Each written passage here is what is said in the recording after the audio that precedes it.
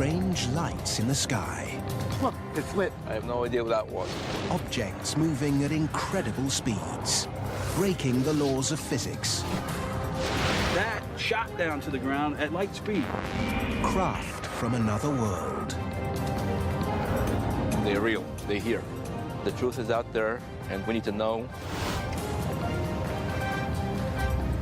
Can anyone discover the truth behind UFOs?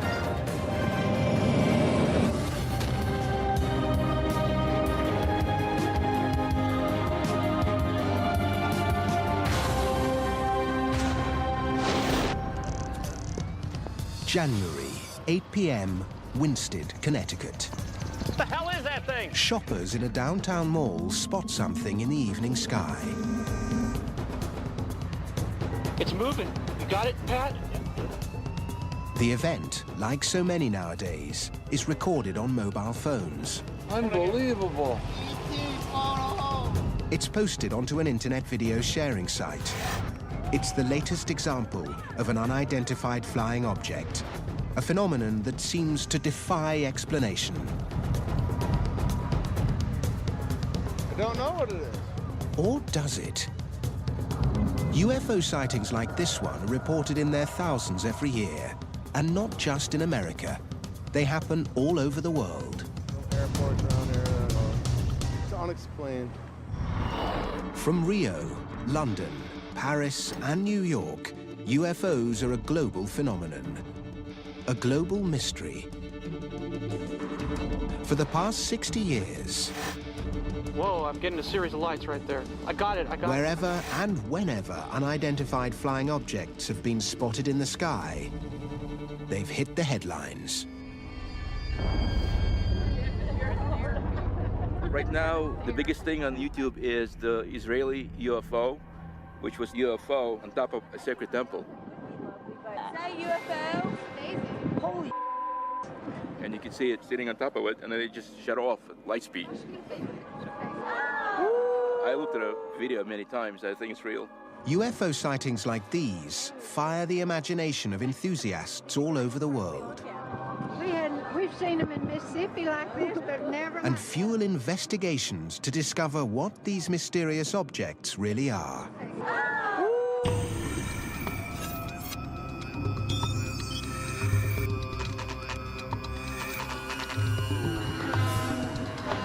In Rachel, Nevada, a small group of men and women who hunt down the clues to help identify strange objects in the sky are gathering.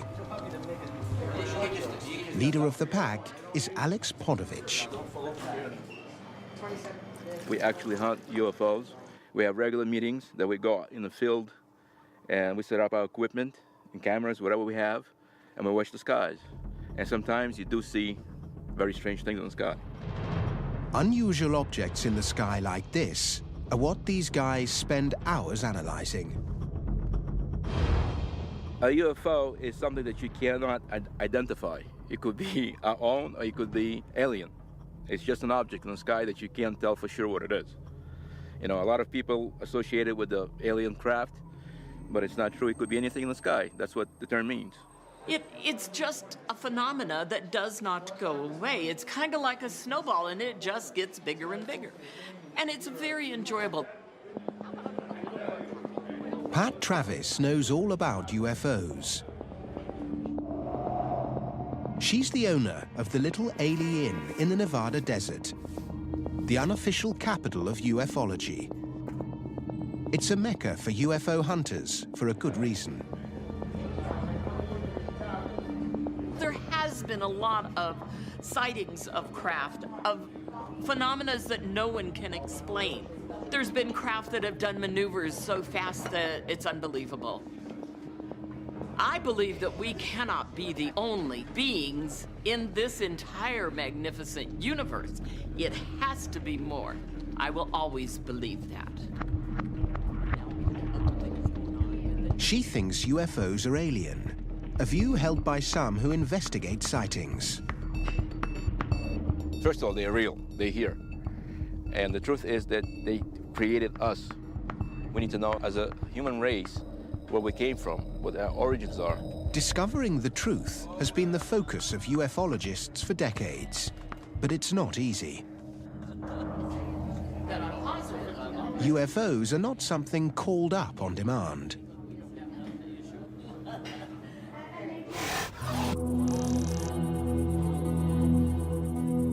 The holy grail for UFO hunters is finding a real flying saucer, or a ship, I should say, taking pictures of it, touching it, or getting a physical alien that you can shake hands with and take pictures. Today, Alex and his crew are taking a trip down Nevada's extraterrestrial highway to try to find a UFO.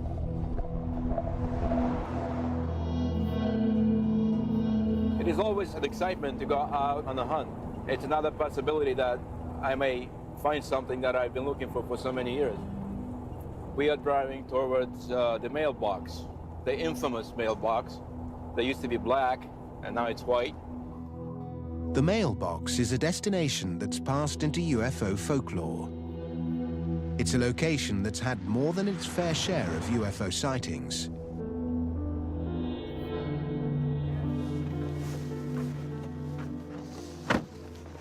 This is the famous mailbox, the white mailbox. And these are the UFO hunters. They'll be with us here tonight. Hopefully we'll find something up in the sky. You guys need any help?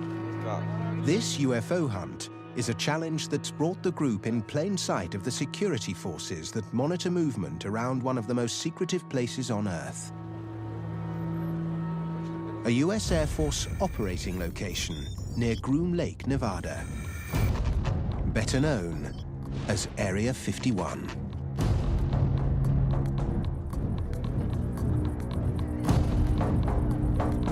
I can see a tower up on the hill, up on the mountain, and it's probably a radar out there also. Behind that ridge is the installation, and about 9 miles south of it is S4. That's where supposedly all the alien craft is being flown. It's right there. We're probably being watched right now from that tower. They know we're here, and they may show up late at night to see what we're taping. They usually do that. If they see people with cameras, they'll come out and investigate what's going on. According to ufologists, this is the place where the government keeps its flying saucers. Physical proof that alien craft are real and they're here on Earth.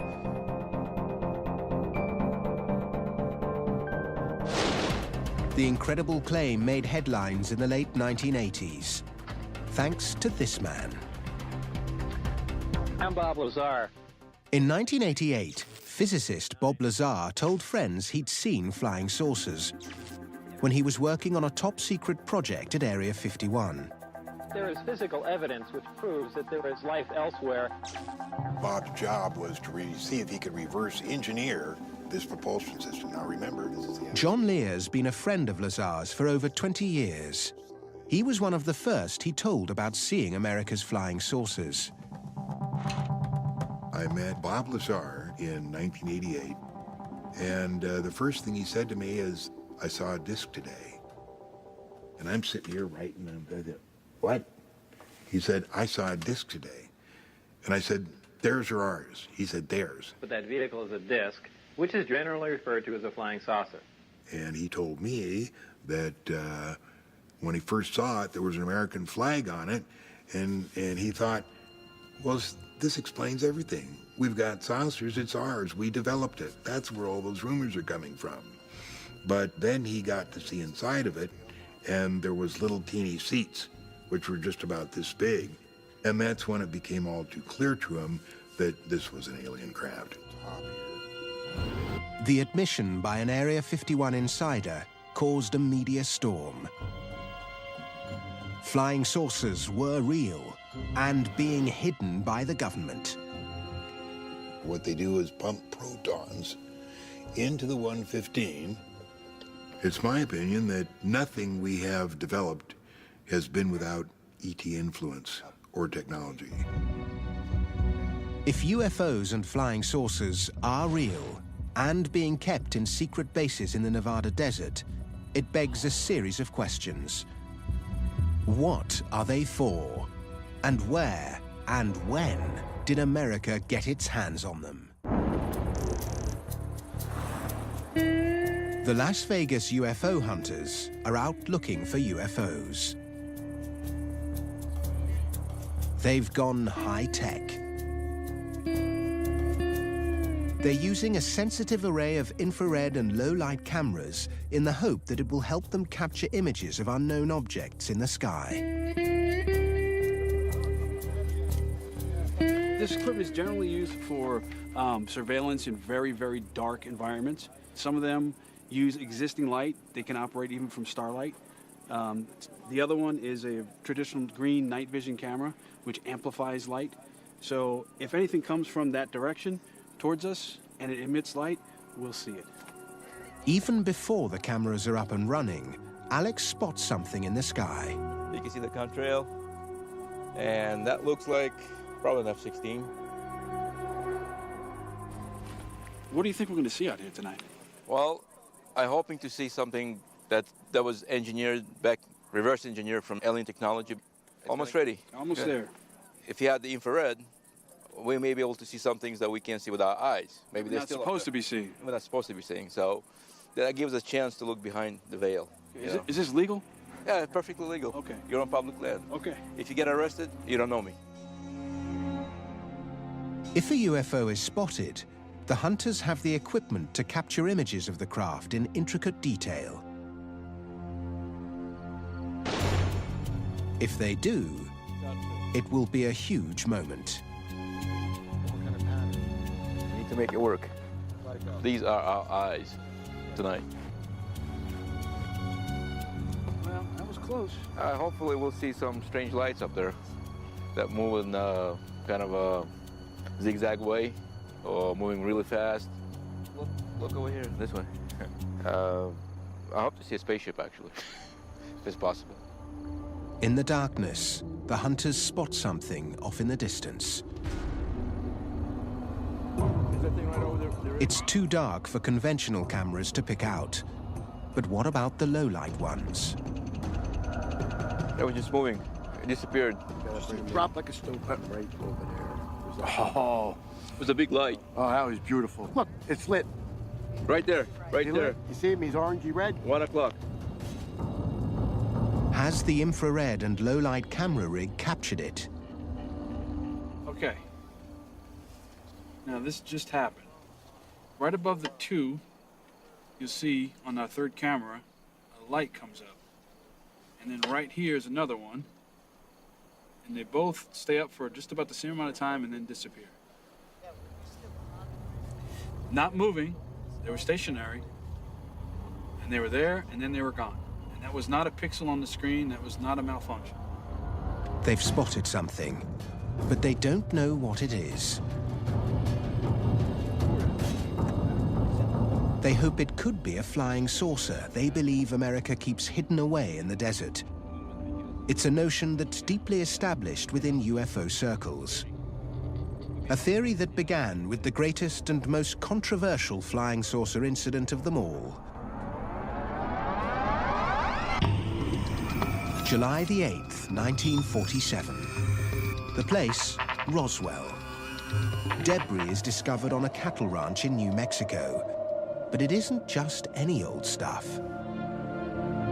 Eyewitnesses say the wreckage consists of foil that returns to its shape after being crumpled up, and weird, alien-looking writing on beam members.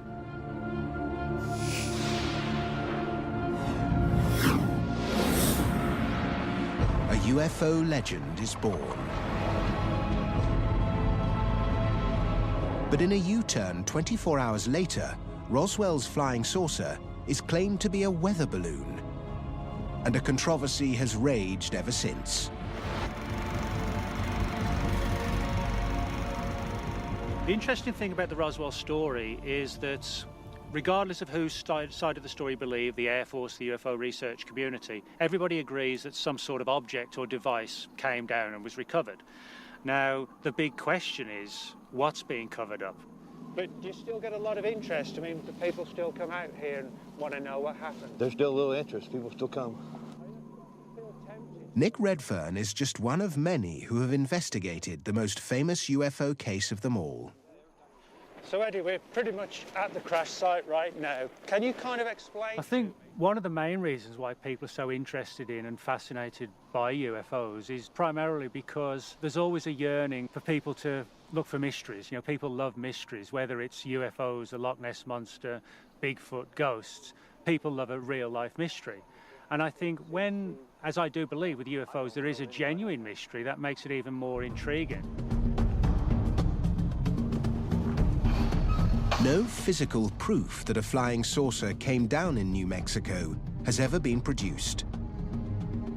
But the rumors that one did began a modern mythology.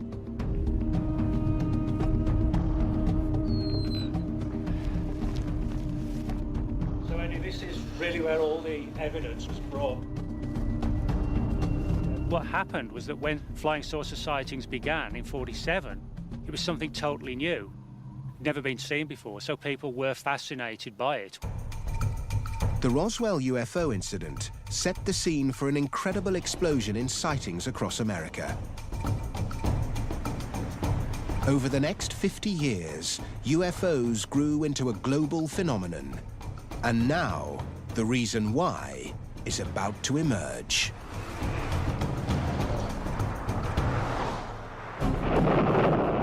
The late 1940s marks the start of America's fascination with UFOs.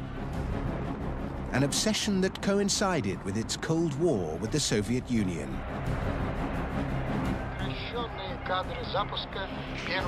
It was a period when America started seeing a lot more unidentified flying objects. The biggest trauma for post-war America in the 50s was the appearance of Sputnik in the sky. Once you get a space race starting, you begin to get this huge rash of UFO technologies being sighted. The atomic age and the space race fed an increasingly popular sci-fi genre. And soon America was awash with B-movies featuring UFOs and invaders from outer space. With films like Earth versus the Flying Saucers or The Day the Earth Stood Still, you begin to get an absolutely clear interrelationship between the kind of sightings that you get in the real world and the B-movie flying saucers of the 1950s. In the 50s, this popular culture became reality. UFO sightings were on the rise. And the US military refused to acknowledge that they were responsible. The recent sightings are in no way connected with any secret development by any agency of the United States. But that's not true.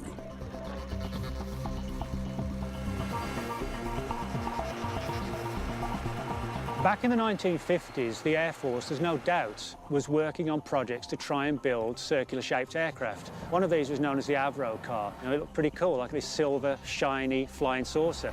At the height of the Cold War, both the Soviets and Americans were building experimental machines they hoped could win global supremacy. America's Avro car was one such experiment. It's a very sexy-looking machine with a bubble dome. Never went higher than a couple feet off the ground, despite having about 3,000 horsepower. The Avro car inspired Paul Moller, an engineer, to build his own version of a flying saucer.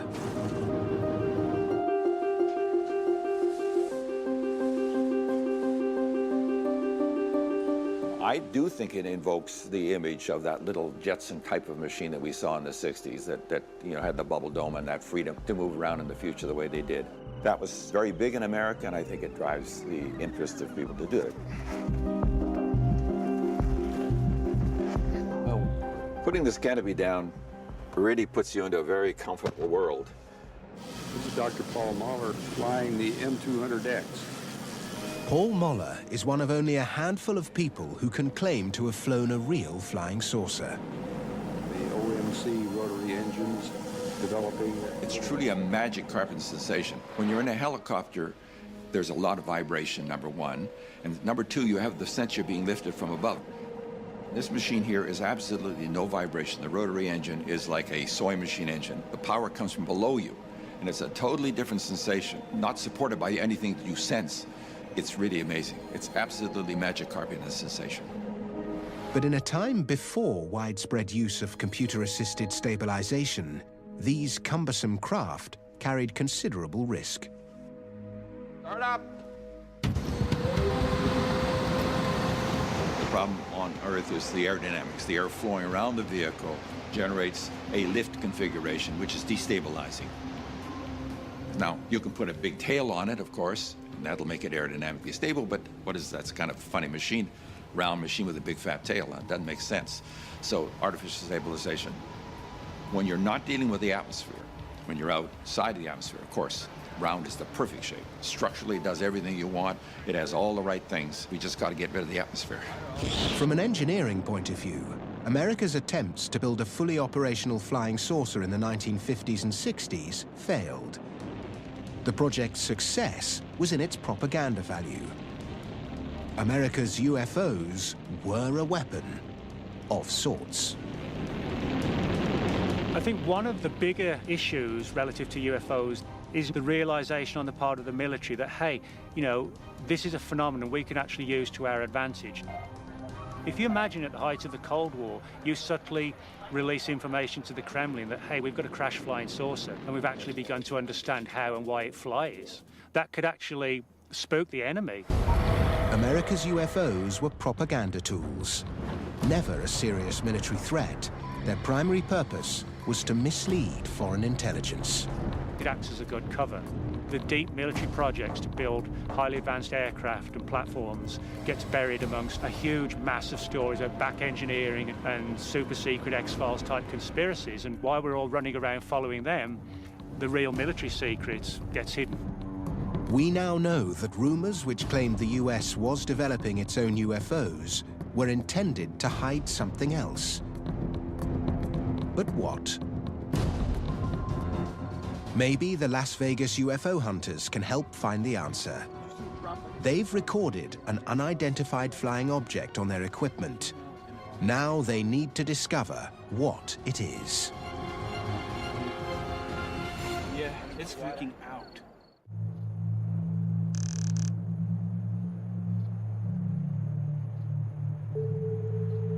Peter Merlin knows a lot about what goes on in the sky over the desert. He says that evidence of UFOs in the sky can often be found on the ground.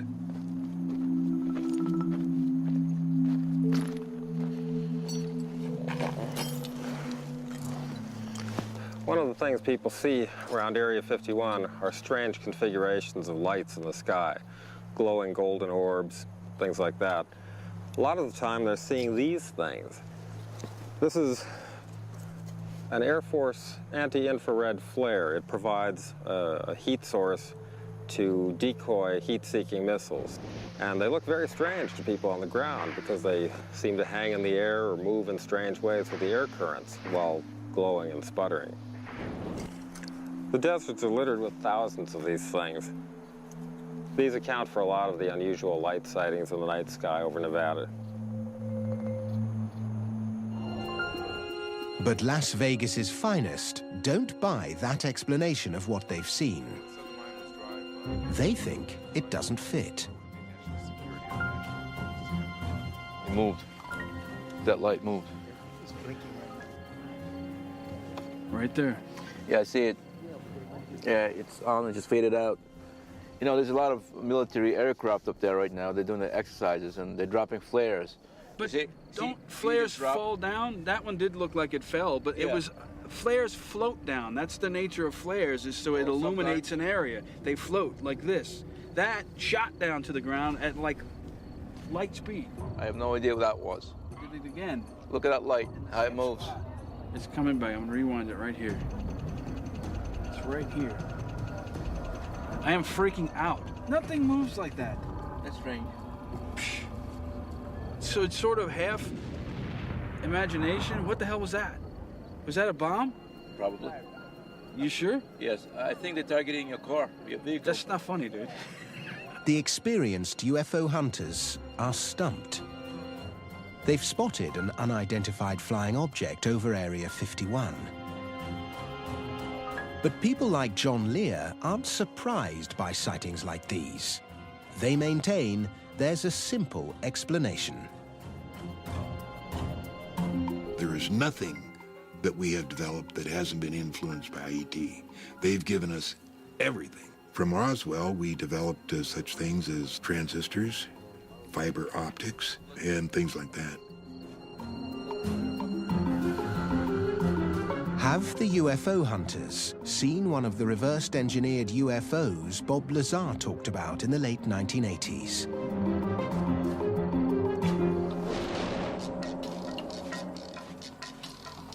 In the Spring Mountains, 65 kilometers west of Vegas, Peter Merlin's on a mission to find out. We're looking for the remains of a top-secret project capable of flying at speeds of over 2,000 miles per hour and up to 90,000 feet altitude. It was a CIA project tested at Area 51.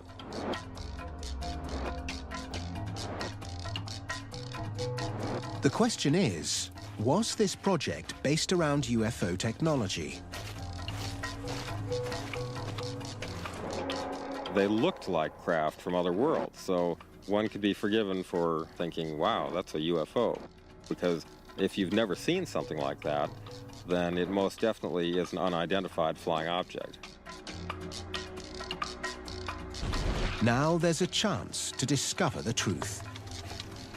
In 1967, one of these ultra-secret prototypes crashed here in the Spring Mountains. Conventional wisdom would be that these sites would be completely cleaned up. I've talked to people who worked on the cleanup crews, and almost universally, they told me, don't even bother looking because the government cleaned up every trace.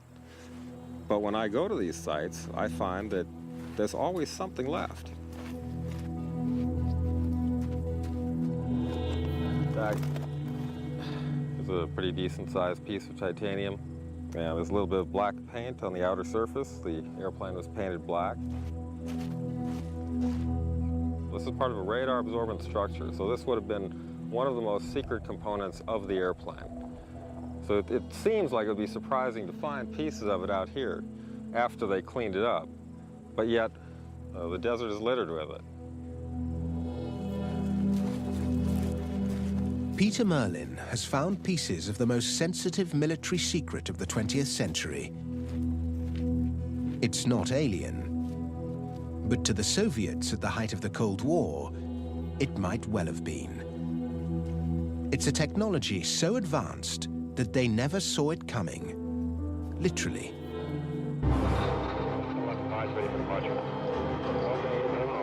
America's stealth aircraft, introduced in the 1980s, changed the rules of aerial warfare. Exotic in looks and performance, these ultra-modern aircraft caused a flood of UFO reports over the Nevada desert. But stealth aircraft can't possibly be responsible for all UFO sightings worldwide. What strange craft triggered the others? Now, with modern technology, it may be possible to figure out what they are and where they come from. In today's world of high-tech gadgetry, machines that perform the simplest of functions can often be mistaken for UFOs. This is an aerobot. It's been designed by Paul Moller, the man who built and flew the M200X flying saucer.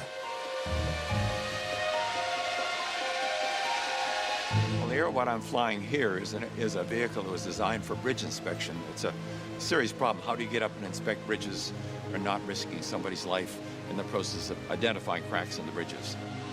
The US Air Force has used these experimental machines for aerial surveying tasks. It's an unfamiliar technology. These are exactly the types of objects that draw public attention and could be mistaken for UFOs.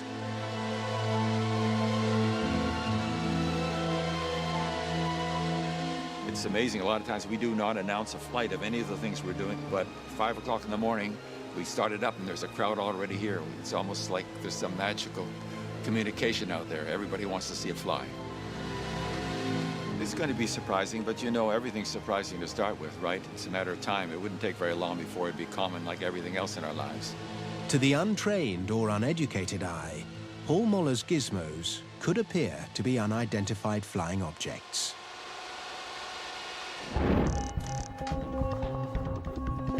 But figuring out what it is that people really see in the sky when they report a UFO is the job of this man. Mark D'Antonio is a chief analyst with Mutual UFO Network, an organization which investigates unexplained sightings. When someone sees something, there's a variety of ways in which they can record it. This cell phone video showed up on the web, and just since late last night, it's already had 187 views. This is basically available for the world to see. It's the UFO recorded over Winsted, Connecticut. Mark's job is to analyze the footage and try to identify what it is. In the majority of cases, what he discovers surprises people. As anyone can imagine with UFO imagery and video, we're going to get a lot of images of things that are actually flying. You have aircraft, insects, birds, occasional rock, or other things flying through the air. And we see a lot of those photos. You know, we'll see frisbees photographed at odd angles. I mean, things like that. For example, take a look at this one. On his database, he's got hundreds of examples of typical UFO shots. Somebody took a picture of an aircraft, but it's a known object. Obviously, it's an aircraft, and that's not a problem. But you see this shape in here. You see this streak right here, and then you see two appendages, one set here, one set there. Okay, this is classic because this is a very out of focus object very close to the camera. This is an insect. It's a common example of how a UFO can be captured on film, but never actually seen. Sometimes these objects aren't even flying at all. Many times people photograph things genuinely because they need them for work or whatever, but then later when they review the pictures, they see something odd because they didn't see it when the photo was taken. In this particular case, over here in the corner, these two objects showed up, and they were submitted as two objects that were not seen when the photo was taken. I looked at that and I started laughing. I said, you know, this makes my day. Because what that is just a staple. 95% of all the UFO material sent in to Mark for analysis turns out to be known objects, simply misidentified or captured in an unusual way. The UFOs typically become IFOs, identified flying objects, and they turn out to be planes and helicopters and atmospheric phenomena and celestial bodies like meteors and all kinds of things. But what about the sightings that can't be categorized so easily? All the other imagery that we've looked at so far have been in that 95% known category that we've talked about before, you know, aircraft, insects, flares. In this particular case, this is a true UFO. This is an unidentified flying object. It's a true unknown. It's one of those that has been subjected to all the analysis already by far more than just me. True unknown. Most of what we're talking about is some very small percent of unidentifieds. It's this small residue that everybody is really fighting over. And of course, if the believers are right, if even one of those is really, really, really real, then extraterrestrial craft are real. It's a view that's dogged the UFO community from the beginning. Something flying in the sky that is unidentified and is an object isn't by definition an alien spaceship. There's no reason why in 2011, if somebody sees a circular craft in the sky, that has to be built by aliens. And here's proof. Winsted, Connecticut. Spectators in a dimly lit car park spot a strange object in the sky over a Stop and Shop mall.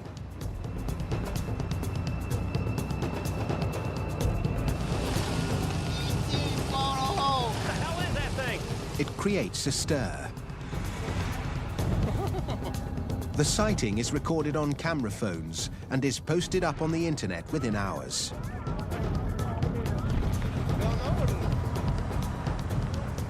It's been spotted where there are no reports of any air traffic. There are no blimps or advertising craft in the vicinity. To all present, it's an unidentified flying object. Unbelievable. The problem is that as the technology advances, it becomes easier and easier to hoax things that look really good.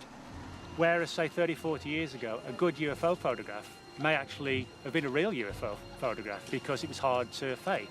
Today, you know, a really good UFO could be some spotty 16-year-old teenager in his mum's spare bedroom putting together a piece of footage, putting it on the internet and laughing at all these wide-eyed UFO researchers. 50 seconds. Okay, coming in. This UFO is a hoax. Good. Connecticut's latest flying saucer sighting started life in a basement workshop a little over 24 hours before. Okay, lights. Good, there we go. One there. It's an experiment thought up for this investigation by MUFON analyst Mark D'Antonio. There's so much available off-the-shelf technology that allows you to put together a craft in no time at all that people can mistake, misidentify. It makes our job very difficult in trying to discern what's real, what's not, because the unknowns are out there, and that's what we're after. But this isn't a case of the gamekeeper turning poacher. Mark D'Antonio is on a mission. It's this guy. I think it's really critical that people understand what types of things they are seeing in the sky, whether it's a meteor or it's a four-bladed quadcopter with lights. There's thousands of these out there now, thousands. We have to show people what these are because too many people are reporting these and then think they've had a life-changing event, when in fact they were looking at someone fooling them. We want to raise that public awareness. That's very important, and we want to expose the hoaxers for who they are and show with this how that works. It's pretty neat. All right, here we go. Okay. The Winstead UFO sighting has been explained. It's one of the 95% that are. But what about the 5% that remain unidentified? Doug Wilson is at the sharp end of UFO sightings. He's a field operative for MUFON. With 30 years of experience as an investigator, I can usually tell within a few minutes of an interview what the chances are that I'm looking at a planet, an aircraft, or what have you, regardless of how adamant the witness might say, this was not an airplane. Do we have a case where you can honestly say, I've exhausted everything, and yet I don't know what it was? It happens. In such cases, Doug knows why a lot of people instinctively make the link to outer space. I think people do feel the need to have an explanation for everything. We've got Star Wars, Star Trek, any number of science fiction that people look at and they think automatically outside of the Earth. And so if you don't give them an answer, they will come up with one on their own, and frequently it is extraterrestrial. Blockbuster movies and hit TV shows may have kept our appetite for UFOs alive, but it's been the lack of disclosure and sightings that defy explanation that really fuel our search for answers.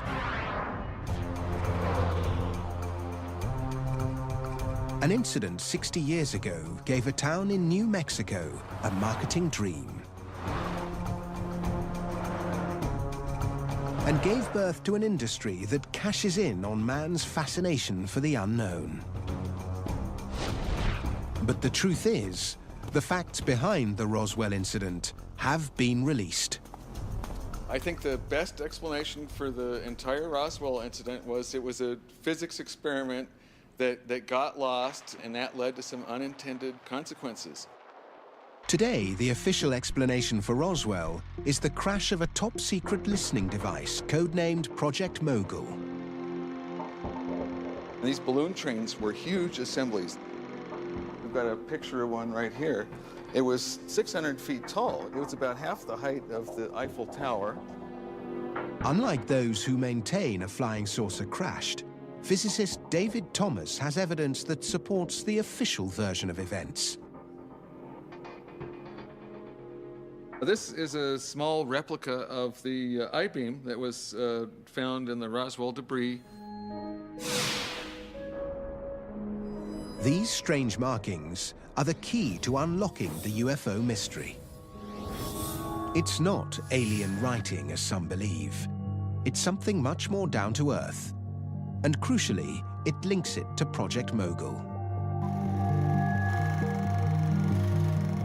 They were made for the Army Signal Corps by a toy company in Manhattan called Merrick Manufacturing. And the reflectors were a little flimsy, and when the Army Air Force said, can you make them stronger, they applied some tape they had sitting around the toy factory, and this tape had these strange, colorful, sort of hieroglyphic symbols that could have been interpreted as alien writing. It's exactly the same design described by eyewitnesses.